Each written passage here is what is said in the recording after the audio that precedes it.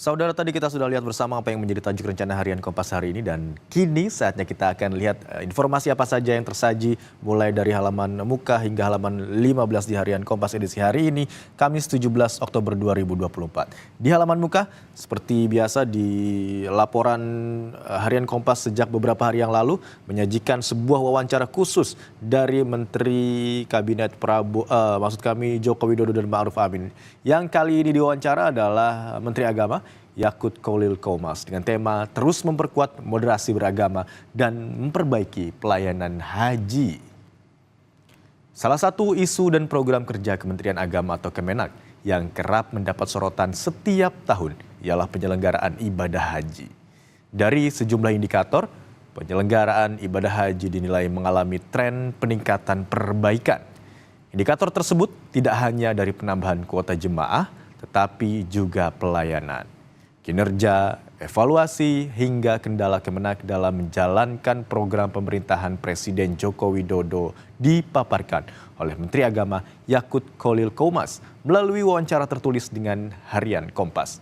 Lalu, bagaimana capaian kinerja Kemenak di bawah kepemimpinan Presiden Jokowi? Nah, Anda dapat membacanya secara lengkap di harian Kompas edisi hari ini di halaman 1 dan juga bersambung ke halaman 15.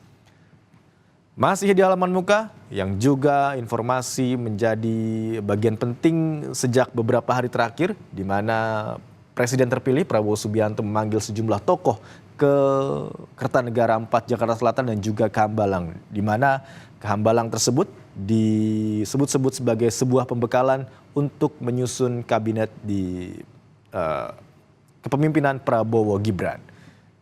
Ada sebuah judul besar di sini, Prabowo bangun soliditas kabinet. Selama 2 hari, 59 calon menteri dan kepala badan mengikuti Hambalang Retreat. Kehadiran Budi Gunawan yang selama ini dekat dengan PDI Perjuangan menjadi sorotan. 3 hari sebelum dilantik pada 20 Oktober 2024, Presiden terpilih Prabowo Subianto memberikan pembekalan terhadap semua calon menteri dan kepala badan di Kabinet 2024-2029. Sejumlah materi mengenai geopolitik, perekonomian, hingga perspektif anti korupsi yang menjadi prioritas dalam pemerintahan ke depan diberikan dalam acara itu. Langkah ini dinilai penting untuk membangun soliditas tim sebelum memulai kerja selama 5 tahun ke depan. Pembekalan yang bertajuk Hambalang Retreat ini digelar pada Rabu tanggal 16 Oktober 2024 kemarin di kediaman Prabowo di Hambalang, Kabupaten Bogor, Jawa Barat secara tertutup.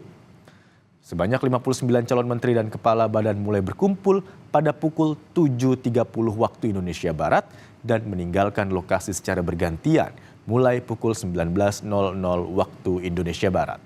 Mereka mengenakan pakaian dengan nuansa sama, yakni kemeja putih dan celana hitam.